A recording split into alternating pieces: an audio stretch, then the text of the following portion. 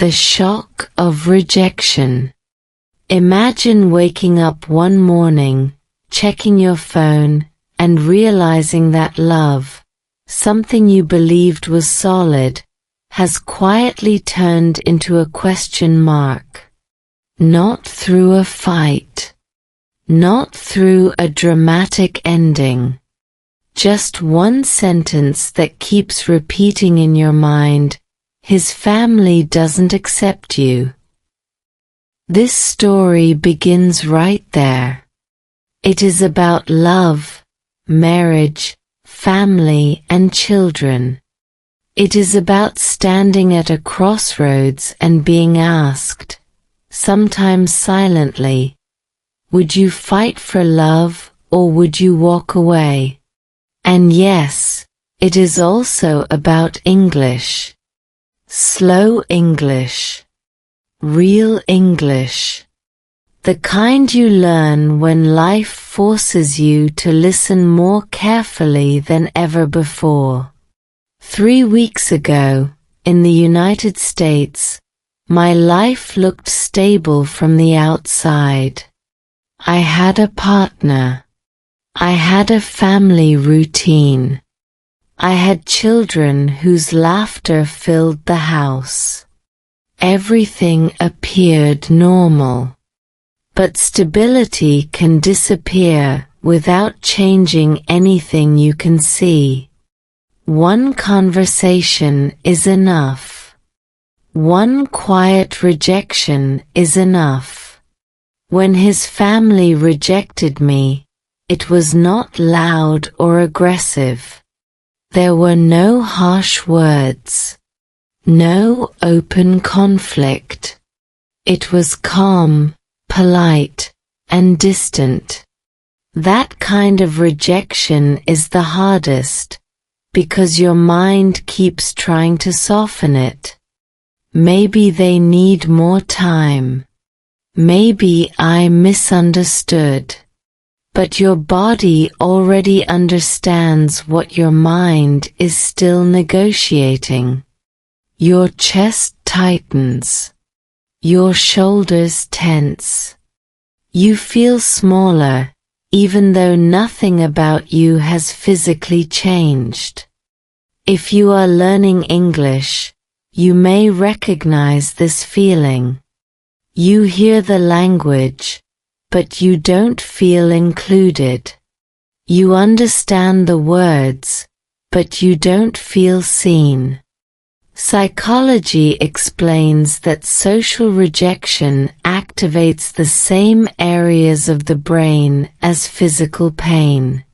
In simple terms, rejection hurts in a very real, biological way. In that moment, I wanted to disappear. Not in a dramatic way, but quietly. I wanted to stop explaining myself. Stop trying to be understood. Stop speaking. And when that happens, English is often the first thing to fade. You avoid conversations. You replay sentences in your head instead of saying them aloud. Your listening becomes passive. Your reading becomes mechanical. Not because you are lazy, but because your nervous system is trying to protect you. There is a small but powerful truth here. When emotional safety is threatened, learning slows down. Research on cognitive load shows that stress uses the same mental energy required for language processing. This means that when your heart is heavy, English feels harder, even if your actual level has not changed at all. I remember standing alone in the kitchen, holding a cup of coffee I never drank, thinking in very simple English, do I belong here? Not advanced vocabulary. Not beautiful grammar. Just real language. This is how English actually lives inside us. Short sentences, emotional sentences, honest sentences. That is why stories like this matter for learning English. Real English is not built in classrooms alone. It is built in moments when life pressures you, and words come slowly but truthfully.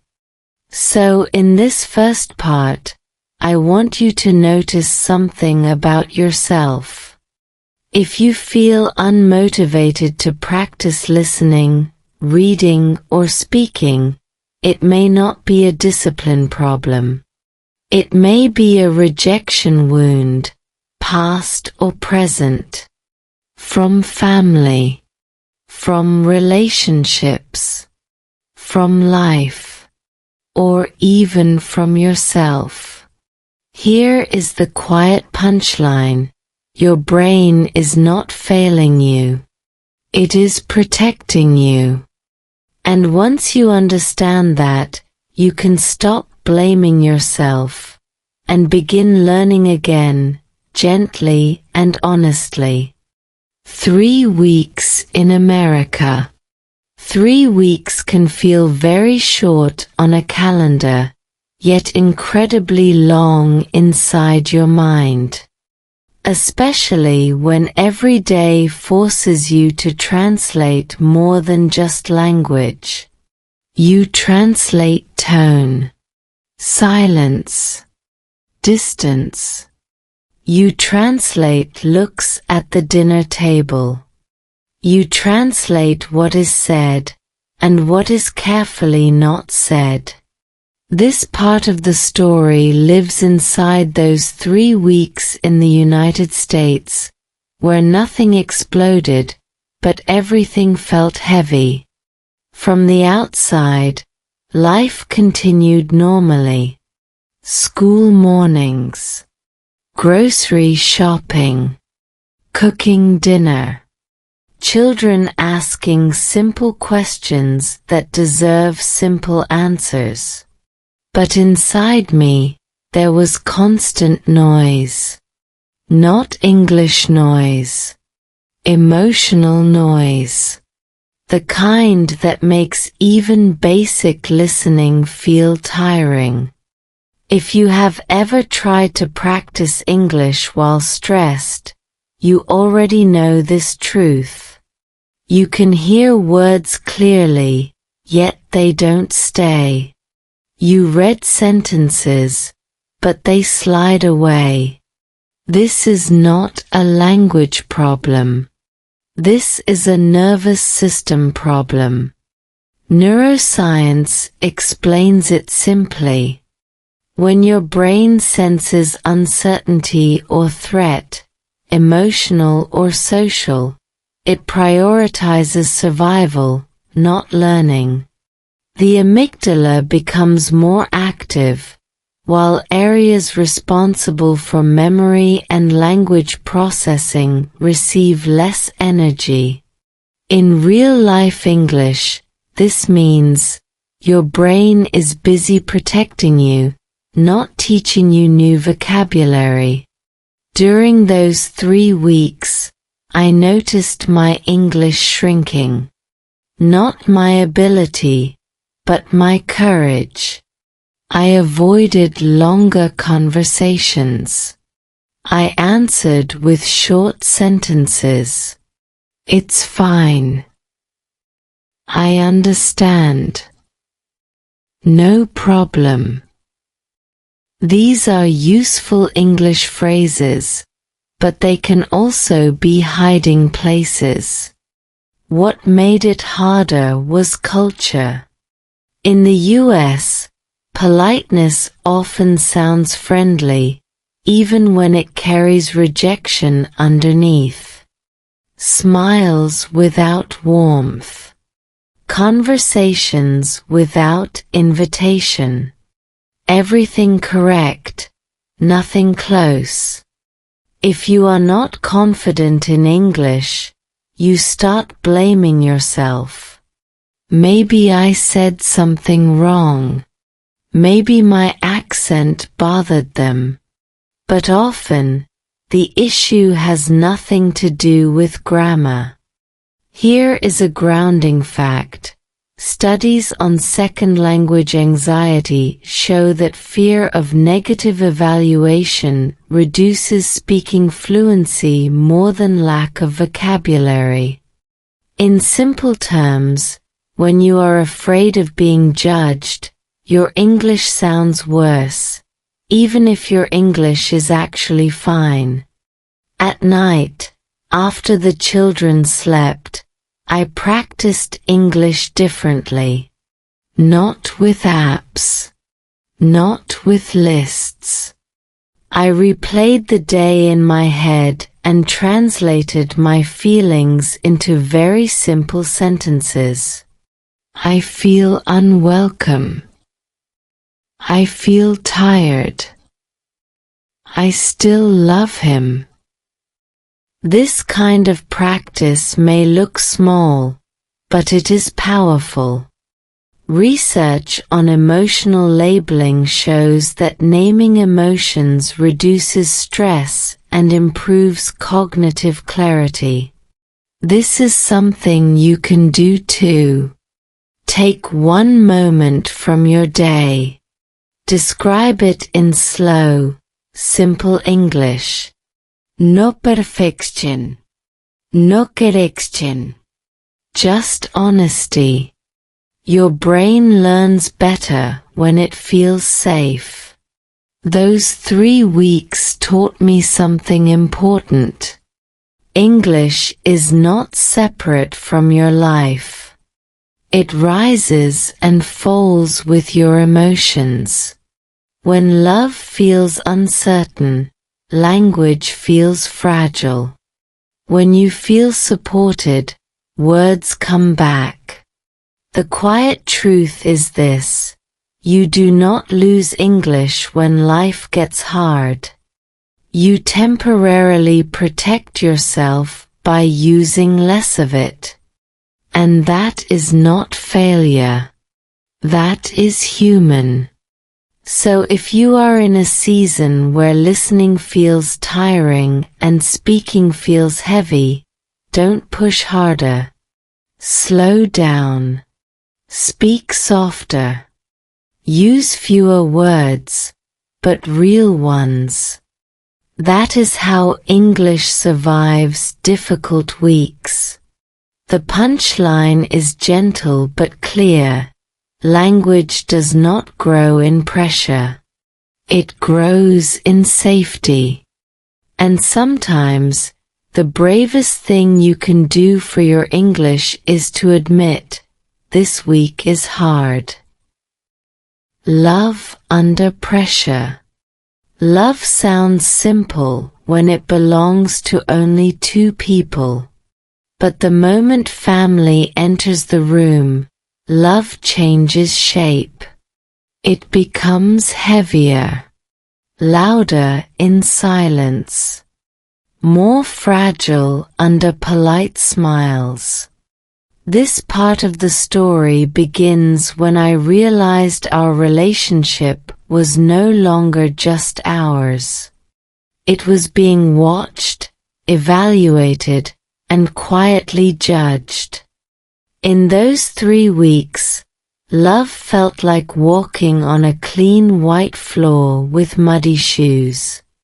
No one says anything, but you feel wrong just standing there. Every word matters. Every pause feels suspicious. And when you are speaking a second language, pressure multiplies. You may think love problems and language learning are separate things. They are not. Research in relationship psychology shows that emotional insecurity increases self-monitoring behavior. In simple terms, when you feel unsure in love, you start checking yourself constantly. Did I say too much? Did I say it wrong? Did that sound rude? Now imagine doing that in English. I noticed it in small moments. A family dinner where my sentences became shorter and safer. I avoided humor because humor is risky in another language. I avoided opinions because opinions invite reaction. I became quiet, not because I had nothing to say, but because I did not want to say the wrong thing. This is a common trap for English learners. When emotional stakes rise, we switch from communication mode to defense mode. Linguists call this affective filtering. Your brain builds a filter that blocks expression to protect you from embarrassment or rejection. The higher the emotional risk, the thicker the filter. Meanwhile, love kept asking difficult questions. Would he stand up for me? Would I stand up for myself? Marriage is not only about affection. It is about alignment. About whether two people can face pressure in the same direction. One night, lying awake, I practiced English in my head the way people practice arguments they never say out loud. I need to feel supported. I want respect. I am not the problem. These sentences were not perfect, but they were necessary.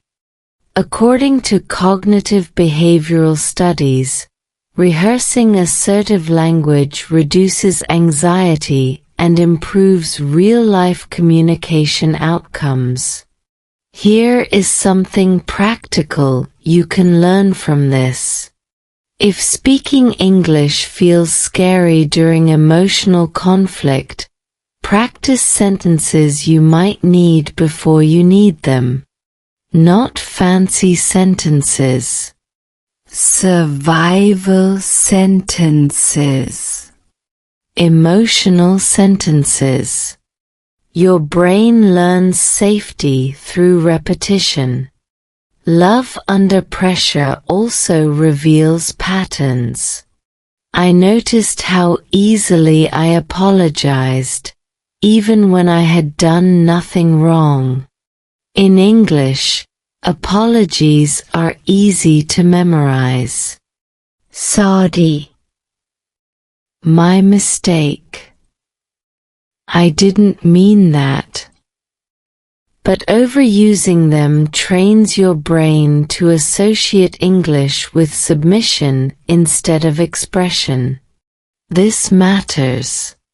Studies on identity and language show that people feel less confident in a second language when they associate it with lower status or power. If English becomes the language where you shrink, it will never feel fluent. Children, of course, felt everything. Kids sense emotional tension faster than adults admit. They asked questions I could not answer honestly. Are we okay? Why is everyone quiet? Explaining complex adult emotions in simple English is one of the hardest exercises there is, and one of the best for learning. I learned to say things slowly. We love you. Adults are working things out. You are safe. Short sentences. Clear meaning. No extra words. This is powerful English. Love under pressure teaches you this. Clarity matters more than complexity. In relationships and in language, simple truth beats perfect grammar. The punchline may surprise you. Pressure does not destroy love or English. Avoidance does. When you stop speaking, your needs, your feelings, your words, everything weakens. Love does not need perfect sentences. It needs honest ones. And English, just like love, grows stronger when you dare to use it even when your voice shakes. His family's resistance. Rejection does not always arrive with a clear sentence you can quote.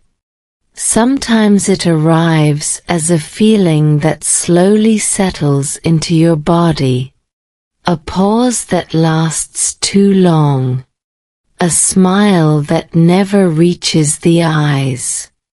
A conversation that ends just a little too quickly. This was how his family resisted me. Quietly. Politely. Consistently. And that consistency is what made it exhausting. They did not say, "We don't want you." They said things like, "We're just concerned." Or, "This is very different from what we expected." These sentences sound harmless, even reasonable. But underneath them was a message your nervous system understands immediately: you don't belong here. Psychology has a name for this experience. It is called ambiguous rejection, when you are excluded without being directly confronted. Research shows this type of rejection creates more anxiety than open conflict, because your brain keeps searching for clarity that never comes. You replay conversations. You analyze tone. You wonder if you imagined it. Now add English to this situation. Not fluent, emotional English, but careful, second language English. Every sentence becomes a negotiation. Not just what do I say, but how safe is it to say it? I could talk about logistics easily. Schedules. Children. Plans. But when it came to feelings, English felt thin, like ice you are afraid to step on. So I used safe language. Polite language. Neutral language. I understand. I respect your opinion. Thank you for your honesty. These phrases are taught early in English learning, and for good reason. They reduce conflict. But there is a cost. When you rely on them too much, you slowly disappear from the conversation. Linguists and psychologists both observe the same pattern. When people feel socially powerless, they shift into appeasement mode. The goal is not communication. It is survival. You speak to keep peace, not to express truth. Over time, your brain associates speaking English with shrinking. And once that association forms, motivation collapses. I noticed it happening inside me. I apologized too quickly. I softened statements that did not need softening. I replaced "I need" with "maybe." This is not a language mistake. This is a psychological adaptation.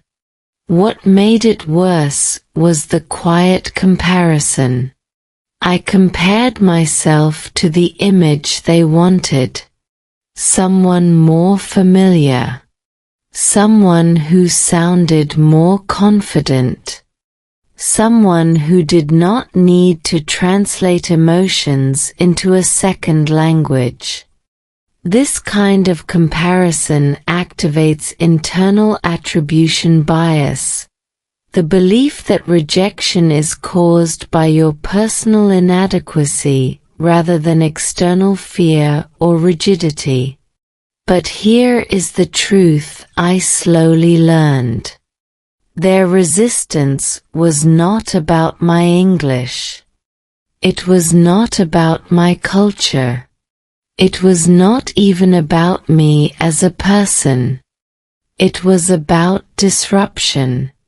Family systems research shows that when a new member changes established roles, resistance increases. Not because the new person is wrong, but because change feels threatening. Once I understood that, something inside me softened. Not toward them, but toward myself. My body relaxed. And when my body relaxed, English returned. Not perfectly. Not fluently. But honestly. I began practicing boundary English. Not aggressive. Not emotional. Just clear. Sentences like, "This matters to me." "I need to feel respected." "I'm still learning, but I'm trying." Communication studies show that assertive language increases perceived competence, even when spoken slowly or with an accent. There was one moment that changed everything. I was watching the children play, laughing freely, unaware of adult tension. And a thought hit me hard. If I stay silent to be accepted, I will teach them that silence is the cost of belonging. That lesson felt heavier than rejection itself. Children learn language through modeling. They learn who is allowed to speak, who is heard, who stays quiet. I did not want English to be the language where they saw fear. I wanted it to be the language where they saw courage, even imperfect courage. So I practiced speaking slowly, pausing without apologizing, letting silence exist without filling it. Neuroscience shows that confident pauses increase perceived authority more than fast speech. Silence is not weakness. Sometimes, it is power. Here is something you can do. Choose one sentence that represents your boundary. One sentence only. Practice it every day. Out loud. Slowly. Without rushing. You are not practicing English. You are practicing presence. The punchline is simple and sharp. Rejection hurts, but self-erasure hurts longer. And English, like identity, grows stronger the moment you stop asking for permission to exist. The children at the center. Children do not understand family politics, but they understand atmosphere. They read rooms the way adults read messages. In those weeks, the children became quieter. Not sad, just careful. Careful in the way only kids get when something important feels unstable. And suddenly, the conflict was no longer abstract. It had faces, small hands, soft voices asking simple questions. When adults struggle, children try to make sense of it using very basic logic. Is it my fault? Did I do something wrong? Developmental psychology shows that children often internalize tension, especially when adults avoid clear explanations. Silence for a child is not neutral. Silence is confusing. This is where English became more than a skill. It became a responsibility. Explaining emotional complexity to children is difficult in any language. Doing it in a second language feels like trying to carry water in your hands. You lose some along the way. But research on child development emphasizes that clarity matters more than detail. Children do not need full stories. They need safety. So I chose slow English. Simple English. Sentences with no decoration. Adults are having a hard time. You are loved. This is not your fault. These are not advanced sentences, but they are powerful ones. What surprised me was how much this helped my English confidence. When you speak to children, your brain relaxes. You stop performing. You stop trying to sound smart. Linguists call this reduced cognitive load, when language becomes easier because emotional stakes feel clearer. In those moments, English stopped being a test. It became a bridge. But there was another layer. His family's rejection felt abstract until I saw its shadow reach the children. Not directly. Not intentionally. Just through distance. Through formality. Through the absence of warmth. Family systems theory explains this well. Tension between adults often displaces itself onto children, even without words. I worried about what the children were learning, not about family, but about value, about who is welcomed and who is tolerated, about love with conditions. One evening, a child asked a question that stopped me. Why don't they like you? Not angry. Not accusing. Just curious. That question forced me to choose my words carefully. Not to protect adults, but to protect a child's worldview. I answered slowly. Sometimes people are afraid of what they don't know yet. This sentence mattered. It framed rejection as fear, not worth. Psychology supports this approach. When children understand rejection as external fear rather than internal, children also taught me patience. They repeat words without shame. They ask questions without embarrassment. They learn by doing. Watching them reminded me that fluency is not confidence. It is permission to be imperfect. The quiet punchline is this: children do not need perfect families. They need honest ones. And they do not need perfect English from you. They need clear, calm, loving words.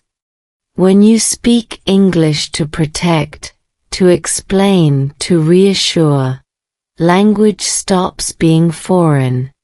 It becomes human. And that is where real learning begins. When English silenced me. Silence is not always a choice. Sometimes it is something that slowly grows inside you when words feel too risky.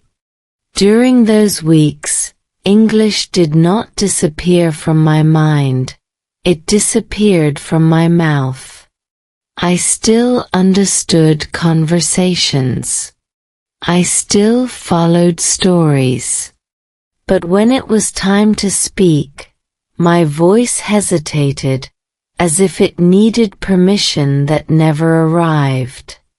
This is a common experience for adult language learners, especially in emotionally charged situations. Psychologists call it inhibitory control overload. When your brain is managing stress, emotion, and self-monitoring at the same time, speech production becomes the first thing to shut down. Not because you lack language, but because your system is overwhelmed. In family settings, the pressure multiplies. You are not just speaking English. You are representing yourself, your intentions, your worth. Every sentence feels permanent. Mistakes feel dangerous.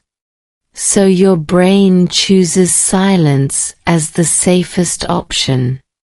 I noticed how my inner dialogue changed. Instead of thinking, "What do I want to say?"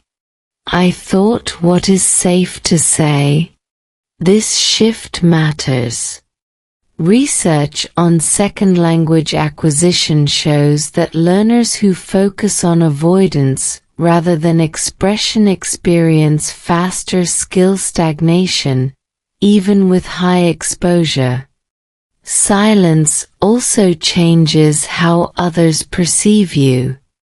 In American culture, quietness is often interpreted as agreement, disinterest, or lack of confidence. This creates a painful loop. You speak less because you feel uncertain. Others assume you have nothing to say. Their reactions reinforce your silence. The hardest part was knowing I had words, but not trusting them. I would form sentences in my head and delete them before they reached my lips. Too emotional. Too direct. Too unclear.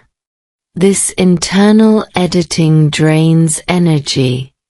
Cognitive studies confirm that excessive self-correction increases speaking anxiety and reduces fluency.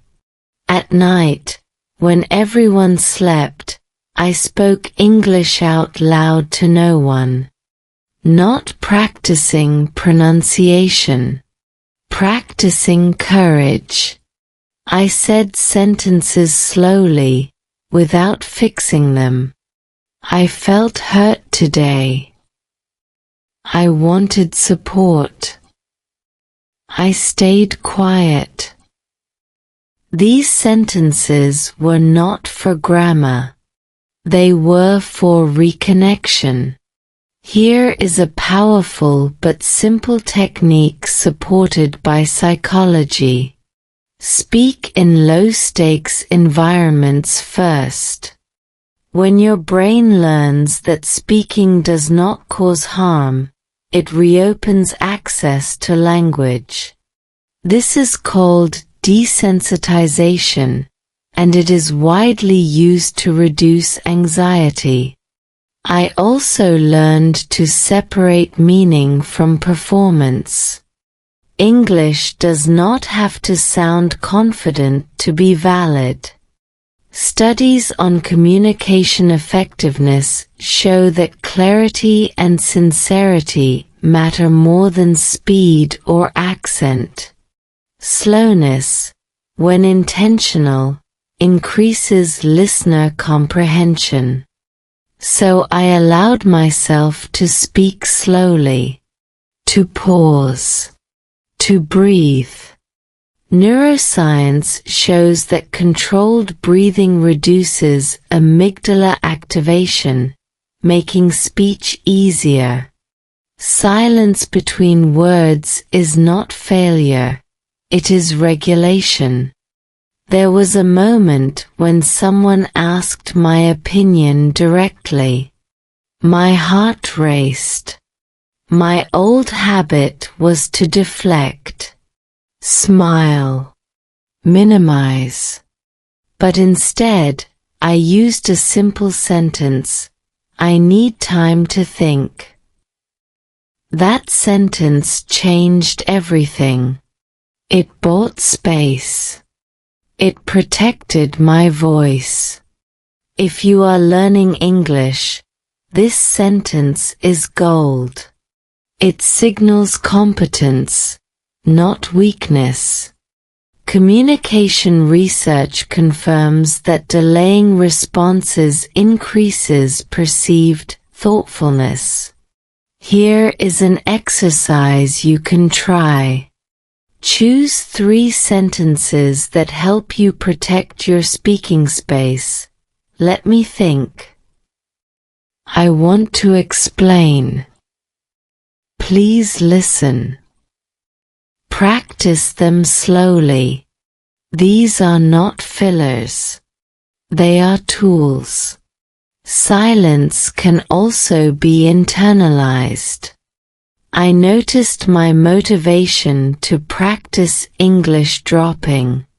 Not because I did not care, but because English had become associated with tension. To fix this, I changed context. I practiced English while walking, while cooking, while being alone. Studies show that context variation improves retention and reduces emotional association. The deeper truth is this: English did not silence me. Fear did.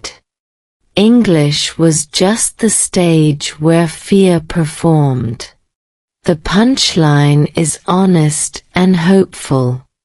When you stop demanding perfect sentences from yourself, your voice returns. And when your voice returns, English stops being a threat and becomes a bridge again. The brain under rejection. Your brain hates rejection more than failure. Failure can be explained. Rejection feels personal. When you are rejected, especially by people connected to love and family, your brain reacts as if something essential to survival is being taken away. This is not poetic language. It is biology. Neuroscience studies using brain imaging show that social rejection activates the same neural pathways as physical pain. The anterior cingulate cortex, the area involved in pain perception, lights up in both cases. In simple English, your brain processes rejection like injury. That is why it feels sharp, heavy, and hard to ignore. During those weeks, I was not just emotionally tired. I was neurologically overloaded. My brain was scanning constantly. Tone. Facial expressions. Silence. Every interaction felt like data. This constant monitoring is called hypervigilance, and it consumes enormous mental energy. Now add English learning to this state. Language processing also requires attention, memory, and prediction. When these systems are already busy protecting you, language suffers. This is why rejection makes you forget words you know well. This is why listening feels exhausting. Your brain is not broken. It is overworked. Understanding this changed my self-blame. I stopped saying my English is getting worse. I started saying my nervous system is under stress. That reframe matters. Cognitive research shows that self-compassion improves learning persistence more than self-criticism. There is another important mechanism at play. Rejection increases cortisol, the stress hormone. Elevated cortisol impairs working memory, the mental space where we hold words while forming sentences. This is why you know what you want to say, but the sentence collapses halfway out of your mouth. Once I understood this, I changed how I practiced English. I stopped pushing fluency. I focused on regulation, breathing, pausing, slowing down. Studies in psycholinguistics confirm that reduced speech rate improves accuracy and comprehension under stress. I also learned to label what was happening. I feel rejected. I feel unsafe.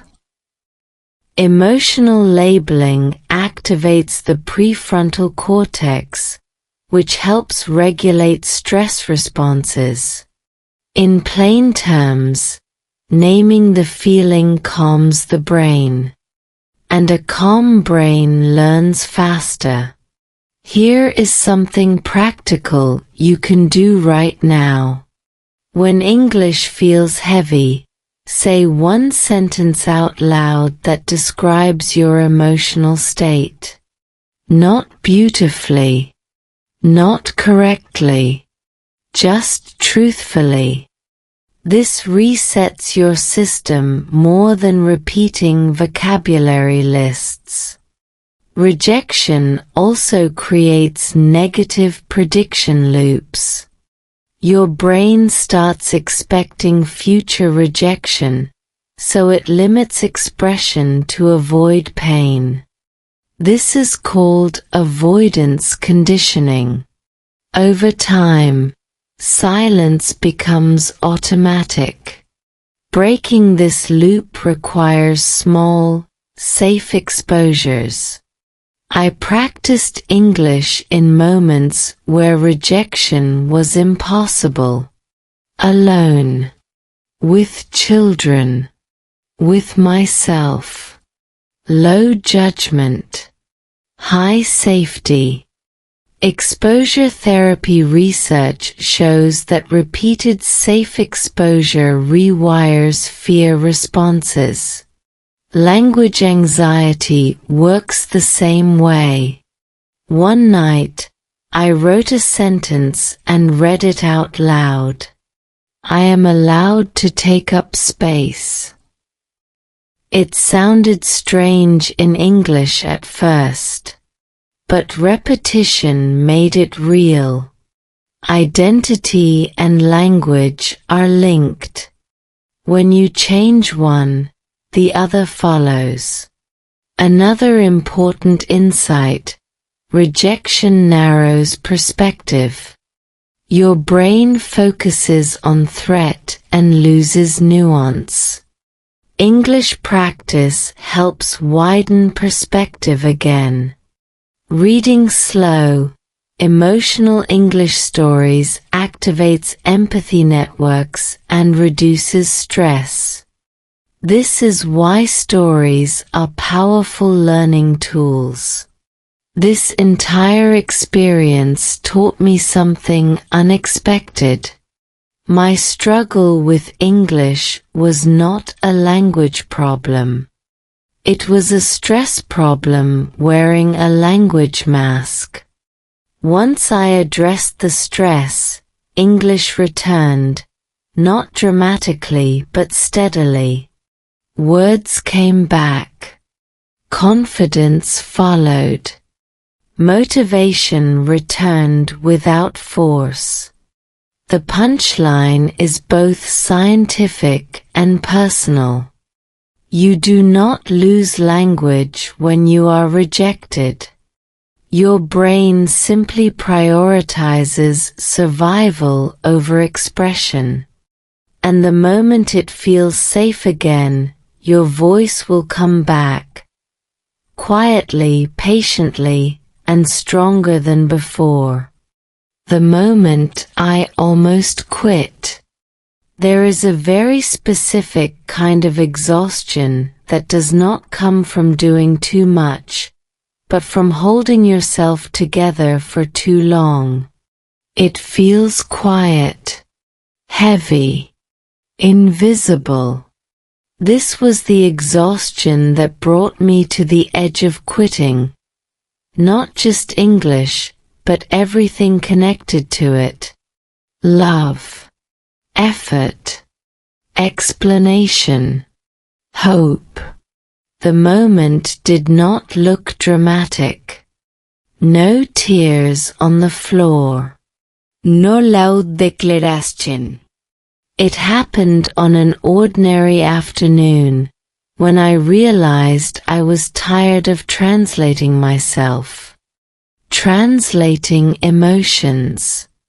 Translating intentions. Translating silence into meaning. And suddenly, a thought appeared, calm and dangerous at the same time. What if I just stop trying? Psychologically, this is a critical point. Researchers call it learned helplessness. When repeated stress or rejection leads the brain to believe that effort no longer changes outcomes. When this belief forms, motivation collapses. Not because you are weak, but because your brain is conserving energy. At that moment, English felt like part of the problem. Not because the language was wrong, but because English had become the place where conflict lived, where rejection happened, where misunderstanding accumulated. My brain made a simple association: English equals pain. This association matters. Neuroscience shows that the brain avoids tasks linked to negative emotional memory. That is why you suddenly lose motivation to practice listening or speaking. It is not laziness. It is avoidance conditioning. I remember opening a video to practice English and closing it after 10 seconds. The voice felt too close, too demanding. Even slow English felt heavy. That scared me, because English had once been my anchor, a way to grow, to move forward. What saved me was not inspiration. It was permission. Permission to stop forcing progress. Instead of practicing English to improve, I practiced English to survive. I said things out loud that had no educational value. I'm tired. I don't know what to do. I want peace. These sentences were not productive, but they were regulating.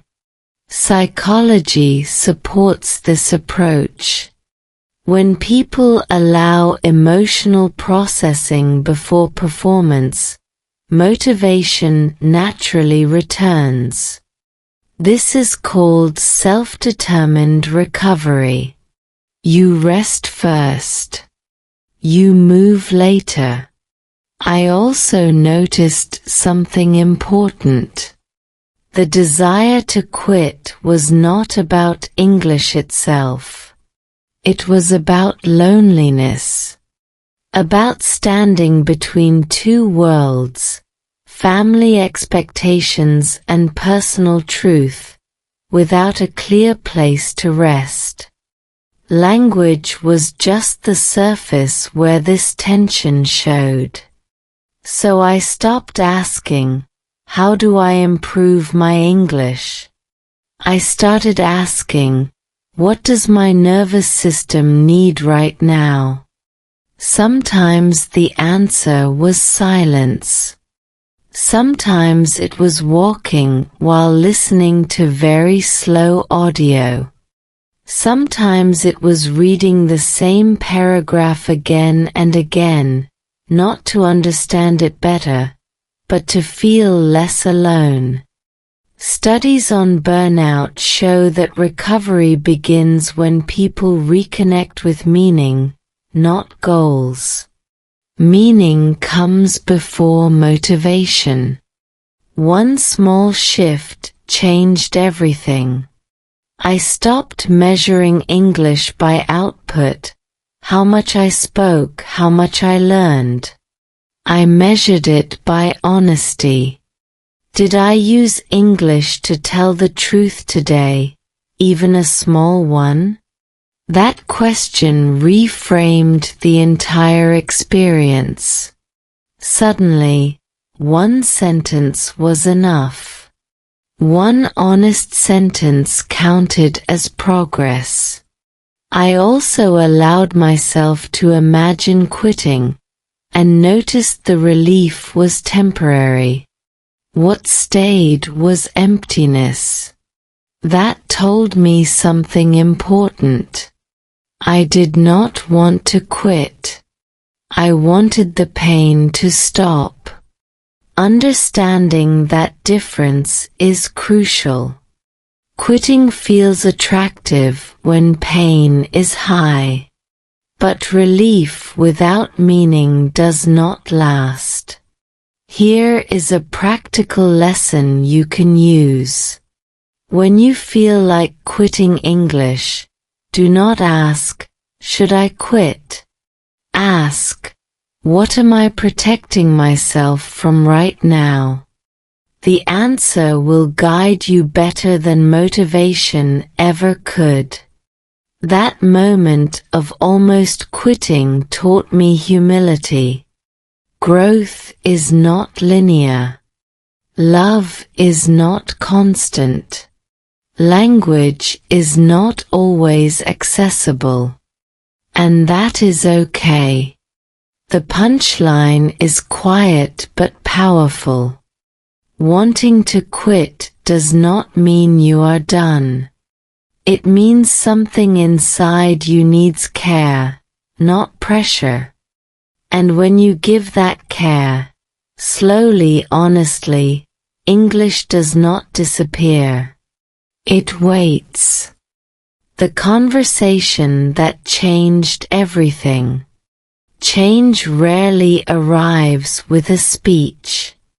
It arrives with a conversation that is imperfect, slow, and slightly uncomfortable, but honest enough to shift the ground. This part of the story is about that conversation. Not dramatic, not fluent, just real. And it happened when I finally stopped preparing perfect sentences and started allowing imperfect truth.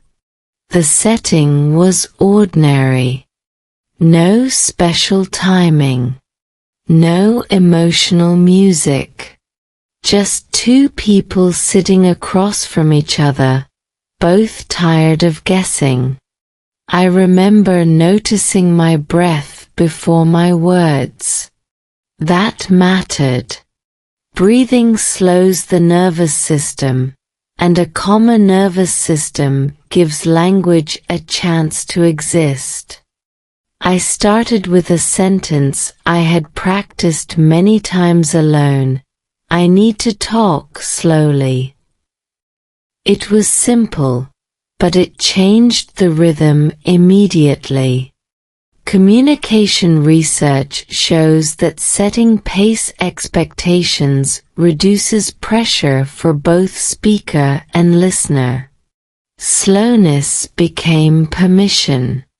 What followed was not eloquent. My English was uneven. I paused. I searched for words. I corrected myself mid-sentence. But something surprising happened. The pauses did not weaken my message. They strengthened it. Silence gave weight to what came next. I said things I had avoided for weeks. I felt alone. I felt unsupported.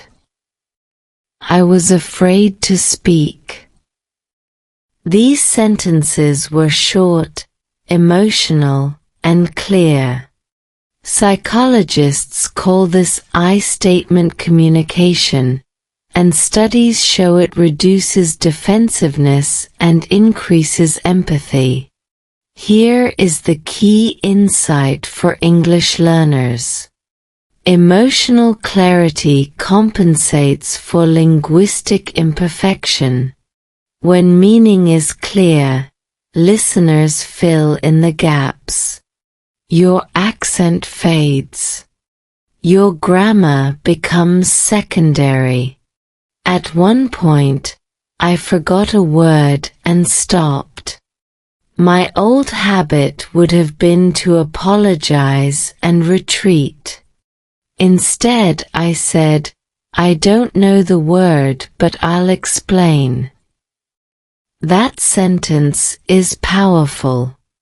It keeps ownership of the conversation. Communication experts confirm that metacommunication, talking about the difficulty itself, improves understanding. As I spoke, something inside me relaxed. Not because the situation was resolved, but because I was finally present. Avoidance creates tension. Expression releases it. The conversation did not fix everything. Families do not change in one afternoon. But alignment began. Respect entered the room. And most importantly, my voice returned. From a learning perspective, this moment mattered more than hours of practice. It rewired my association with English. English was no longer the place where I failed to defend myself. It became the place where I stood up, slowly, imperfectly but clearly. Neuroscience explains why this matters. Positive emotional experiences paired with language use create stronger neural connections. This is called emotionally enhanced learning. One meaningful conversation can outweigh dozens of mechanical exercises. After that day, my English practice changed naturally. I spoke more, not because I forced it, but because my brain no longer associated English with danger. Motivation returned as a side effect, not a goal. Here is a concrete lesson you can apply. Do not wait until your English feels ready to have important conversations. English becomes ready through those conversations. Prepare key sentences. Accept pauses. Allow imperfection. I also learned to end conversations intentionally. I said, "Thank you for listening." Ending with gratitude signals closure and competence. Studies show that clear conversational endings reduce emotional residue and improve memory of the interaction. That conversation taught me something deeper about love and language. Both require risk. Both require presence. And neither responds to perfection. If you are practicing English, practice for moments that matter. Practice saying how you feel. Practice asking for time. Practice explaining when words fail. These skills do not show up on tests, but they change lives. The punchline is simple and earned. Fluency is not speaking without mistakes. Fluency is staying in the conversation when mistakes happen. And when you do that, even once, English stops being a barrier and starts being a bridge. Choosing to fight for love. Fighting for love does not always look like confrontation. Sometimes it looks like staying present when leaving would be easier. After that conversation, nothing magically resolved. His family did not suddenly change. The tension did not disappear. But something inside me shifted. I stopped asking whether I was worthy of staying. I started asking whether this love was worth my courage. Choosing to fight for love is a psychological decision before it is a romantic one. Research in commitment theory shows that people stay not because conditions are perfect, but because meaning outweighs discomfort. Meaning gives effort a reason. For me, this choice began quietly. It began with saying, "I'm not leaving my voice behind." Not dramatic. Just clear. I chose to stop shrinking to fit expectations. And this choice affected everything. My relationship, my children, and my English. Here is the unexpected connection. When you choose self-respect, language follows. Studies on self-efficacy show that belief in your right to act increases verbal output, even in a second language. Confidence does not come from fluency. Fluency comes from confidence. I started practicing English with intention. Not to impress. Not to please. To express. I practiced sentences I might need in difficult moments. This is important to me. I need support. I'm still learning, but I want to be heard. These sentences became anchors. Love also requires boundaries. And boundaries require language. Without words, love becomes endurance. With words, it becomes partnership. Communication research confirms that couples who use assertive language during conflict experience higher long-term satisfaction. Fighting for love meant accepting discomfort. Speaking when my voice shook. Pausing without apologizing. Allowing silence to exist. Neuroscience shows that tolerating discomfort without avoidance strengthens emotional regulation. This skill transfers directly to language learning. I noticed my children watching me differently. Not because everything was calm, but because I was visible. They saw me speak slowly, clearly, and calmly. Modeling matters. Children learn resilience not from comfort, but from observation. There were days I doubted myself. Doubt is not failure. Doubt is part of commitment. What mattered was not eliminating doubt, but not letting it silence me. Cognitive psychology shows that action reduces doubt more effectively than rumination. Here is a practical exercise for you. Choose one sentence that represents your value. Practice it daily in English. Not loudly. Not perfectly. Just consistently.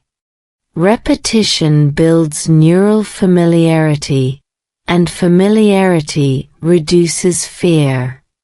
Fighting for love also meant redefining success. Success was not approval from his family. Success was alignment between my words and my values.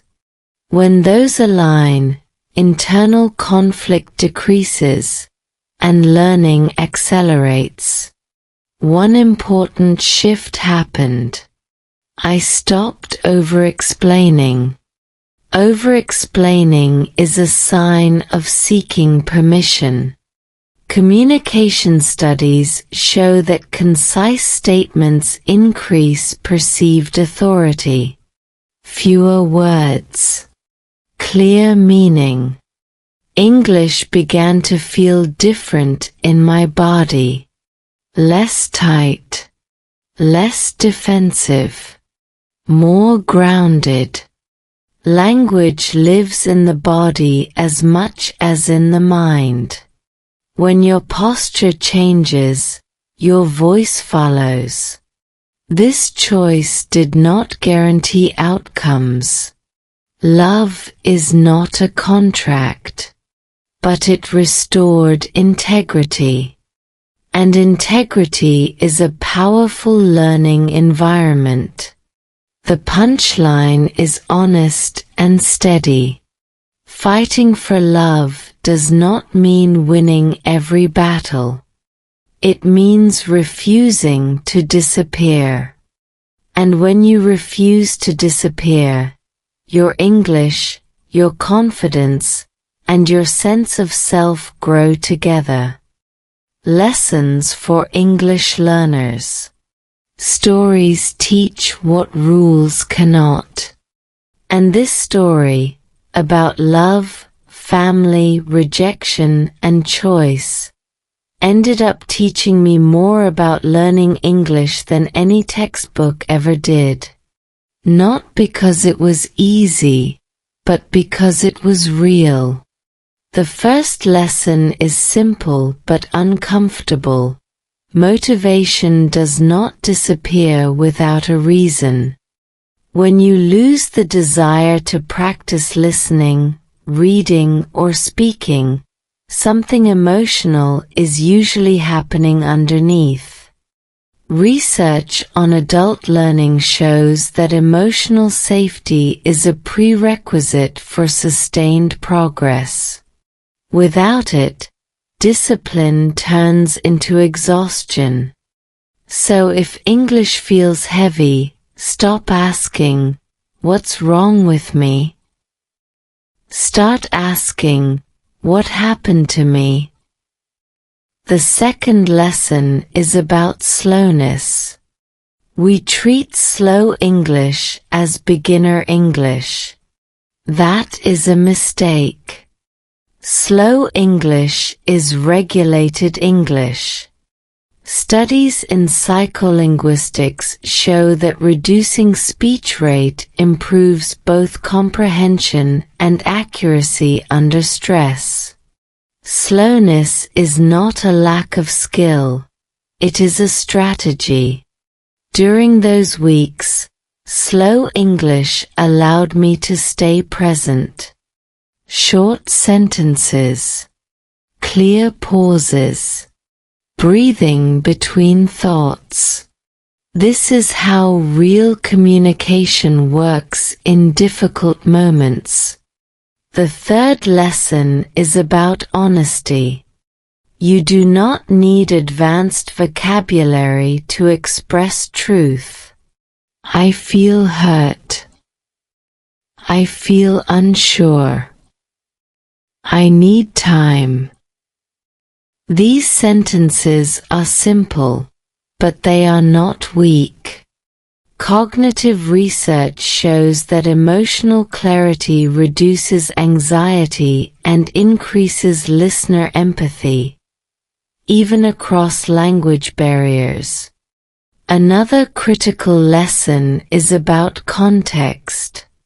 Practicing English in high-pressure situations alone is a recipe for burnout.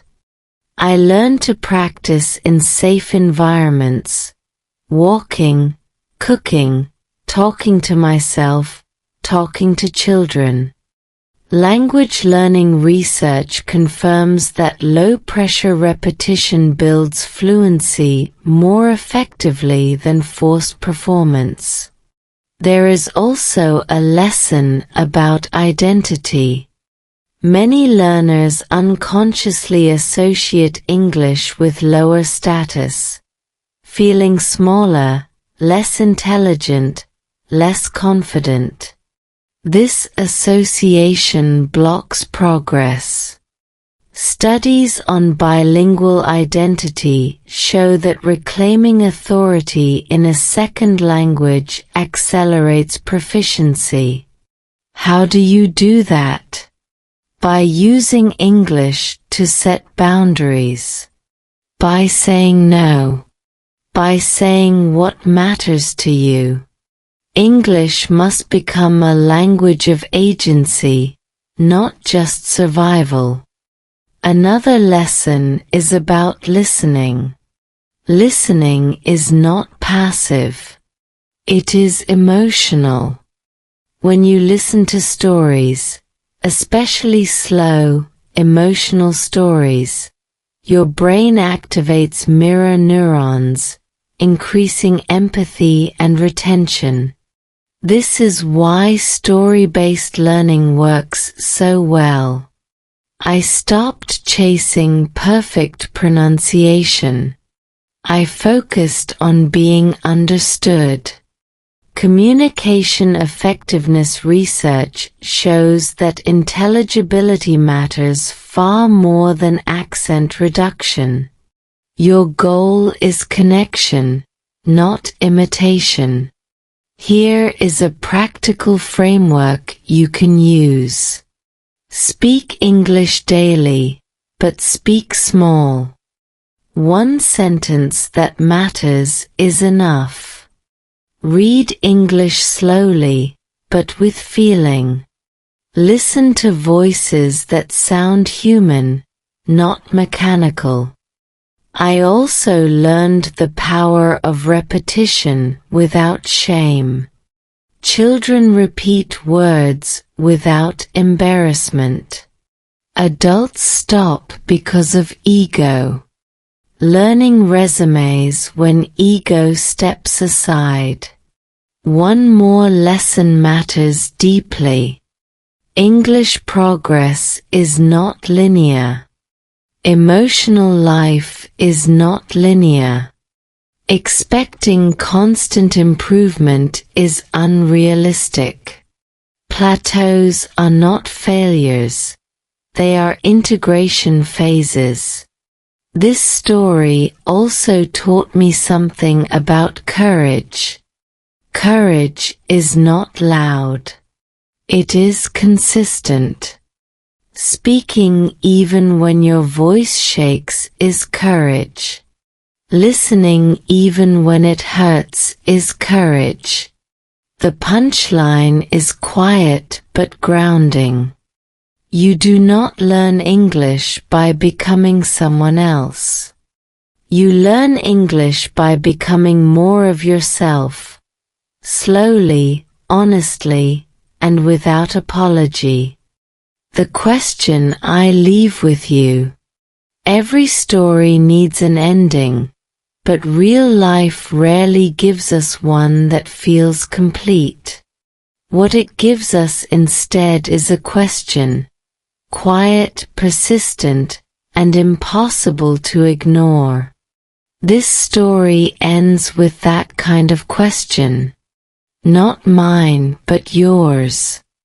After everything, rejection, silence, fear, almost quitting, I realized the most important moment was not when I spoke better English, or when love felt safer. It was when I asked myself one honest question. If this were your story, what would you choose to fight for? This question matters because it connects everything. Love, family, language, identity. The brain does not separate these things the way textbooks do. They live in the same system.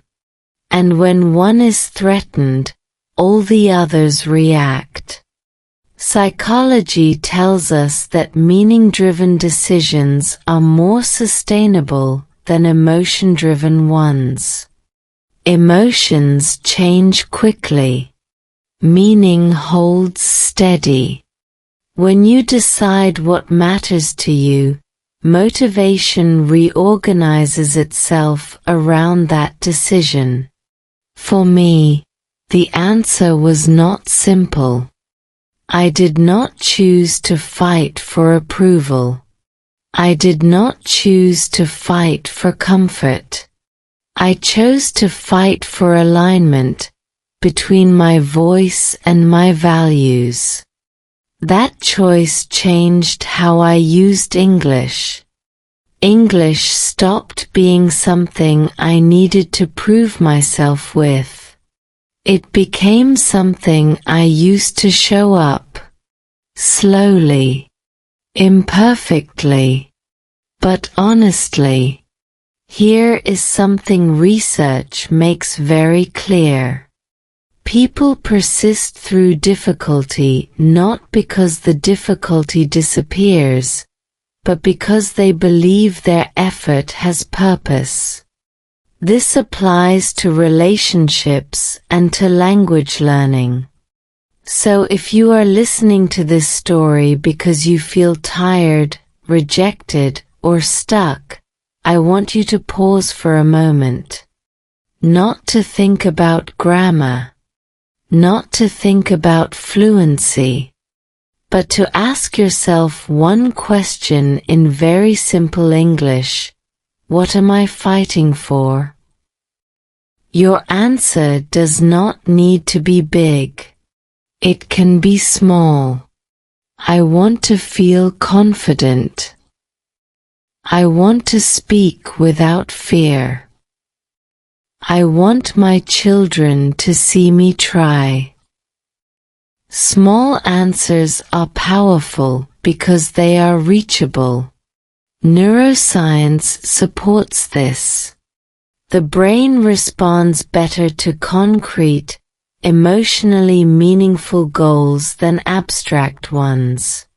When your goal connects to identity, learning accelerates. I want to be clear about something important. Fighting for love does not guarantee acceptance. Fighting for English does not guarantee fluency. But not fighting guarantees disappearance. And disappearance is the one outcome that costs you everything. You may still feel scared. Fear does not disqualify you. It proves you care. Courage is not the absence of fear. It is the decision to act while fear is present. One day, you may look back on a moment when English felt heavy, when love felt uncertain, when family dynamics felt overwhelming, and realize that was the moment you grew. Not because it felt good, but because you stayed. If you are practicing English right now, let this be your permission to slow down. To speak fewer words. To speak truer words. To stop comparing your progress to someone else's timeline. Language is not a race. It is a relationship. And like any relationship, it grows through honesty, patience, and presence. The last thing I want to leave you with is this. Rejection does not define your worth. Silence does not define your intelligence. Struggle does not define your future. The choice to keep showing up does. So I leave you with the same question this story left me with.